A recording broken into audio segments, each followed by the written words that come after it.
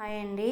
ఈరోజు నేనైతే 15 months 16 months వచ్చిన పిల్లలు ఇంకా నడుచుకోకుండా ఉంటారు కదండి, వాళ్ళ కోసం అయితే ఈ వీడియో చేస్తున్నాను.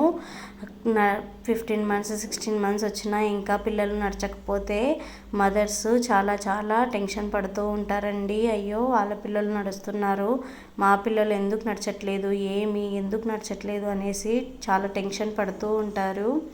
అస్సలు అయితే టెన్షన్ పడకండి.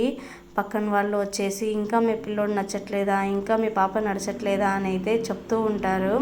వాళ్ళనైతే అస్సలు పట్టించుకోకండి. అందరు పిల్లలు ఖచ్చితంగా అనేది నడుస్తారండి. ఏమంటే కొంతమంది లేట్గా నడుస్తారు, కొంతమంది త్వరగా నడుస్తారు, అంతే తప్ప ఇంకేం ఉండదండి. వాకర్లో వేస్తే నడుస్తారు అని చెప్పి కొంతమంది చెప్తూ ఉంటారు. వాకర్లో వేసిన పిల్లలు కొంతమంది చాలా రోజులైనా నడచరండి, కొంతమంది అయితే తొందరగా నడుస్తారు. అంతేకాని వాకర్లో వేయకపోతే అసలు నడక రాదు, నడచరు అనేది అయితే ఏముండదు.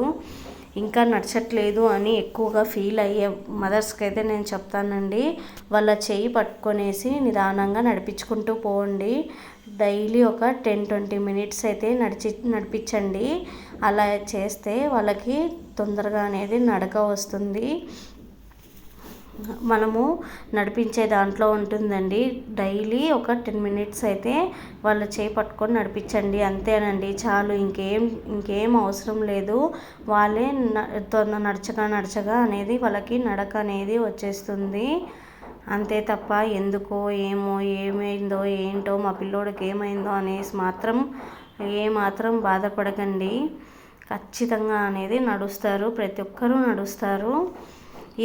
ఇది ఒక్కటే ఫాలో అవ్వండి. డైలీ అనేది వాళ్ళని నడిపించండి. 10-20 మినిట్స్ చాలండి, ఎక్కువ కూడా అవసరం లేదు. అలా డైలీ చేపట్టుకొని నడిపిస్తూ ఉంటే వాళ్ళు ఖచ్చితంగా అనేది నడక నేర్చుకుంటారు, నడుస్తారు కూడా. అంతేనండి, ఇదొక్కటి ఫాలో అవ్వండి చాలు, ఇంకేం అవసరం లేదు. అంతేనండి. ఈ వీడియో నచ్చినట్టయితే ప్లీజ్ సబ్స్క్రైబ్ చేసుకోండి.